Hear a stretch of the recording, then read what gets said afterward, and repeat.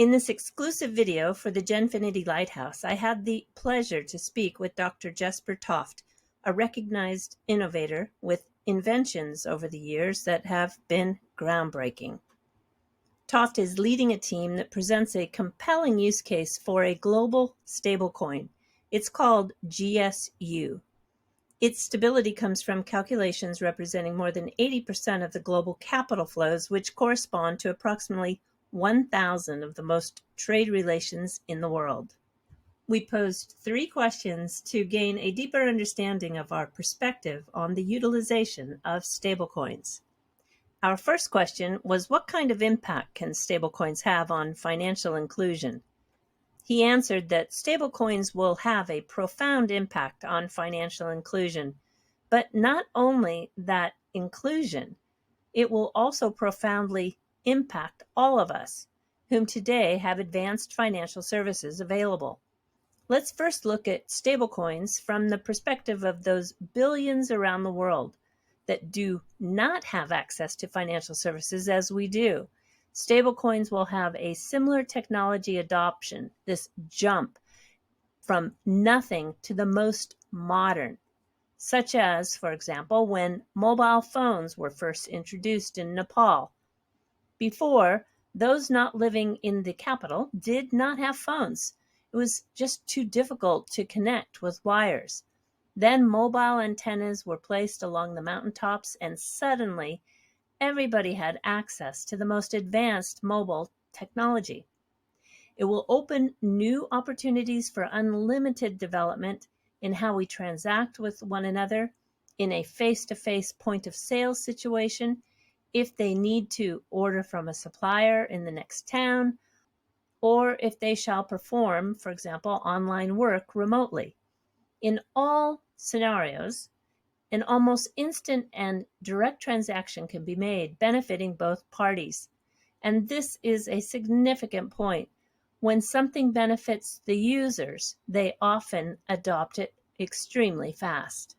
Therefore, I predict that the adoption of stablecoins will happen at a pace we have not seen with any prior technology. You can say that they will become financially connected directly with all of us. We already have people assisting us whom we compensate with stablecoins, people who in some cases do not have a bank account. Yet now we can send them what to us are small amounts, which they receive in just a few minutes. Let's then look at stablecoins from the perspective of us who already have access to standard banking services. For us, it will also become a very big important improvement. The cost of transaction clearing in shops will be reduced to a fraction of what they are today. It will be possible to do instant transfers between 2 individuals, which my sons say a lot. Hey, Dad, can you send me such and such? And you get access to new opportunities.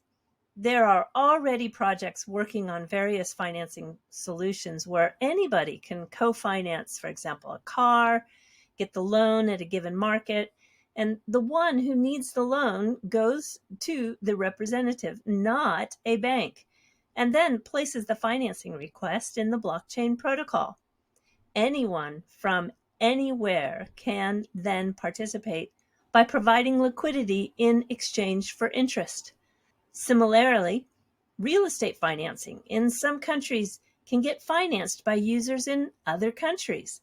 Markets will, to a great extent, melt together, so the cost, interest rates will become more similar across markets, and we will be able to acquire any kind of service at a much lower cost and with a much higher efficiency than now.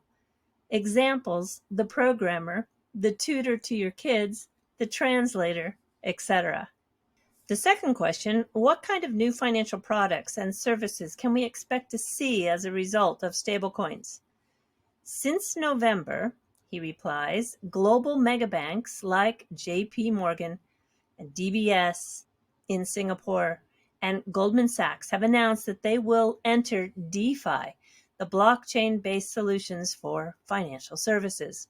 We will see a complete change, a much more direct structure between these parties engaging in the market. You can compare it with an example of 30 years back.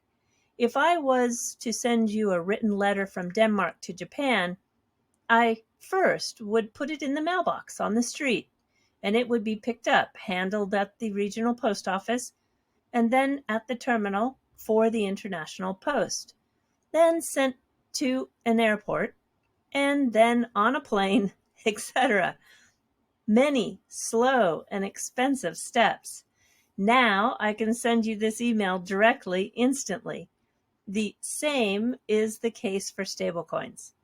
The number of services that will emerge will be huge. Anything from direct microfinancing as a social contribution or consumer financing, like we spoke about with the car.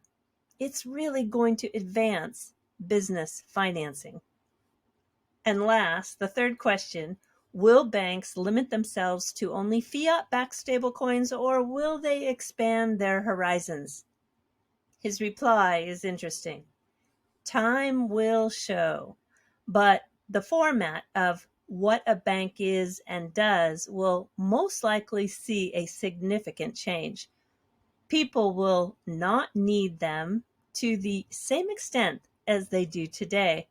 Financial needs can be in the very near future serviced via DeFi protocols and various other services like transactions and payments that similarly will function as the utility infrastructure function.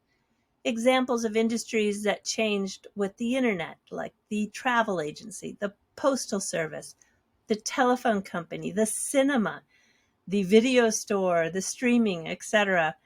Those banks that don't adopt timely, as in now, will suffer, as is always the case when things, markets, and technologies change.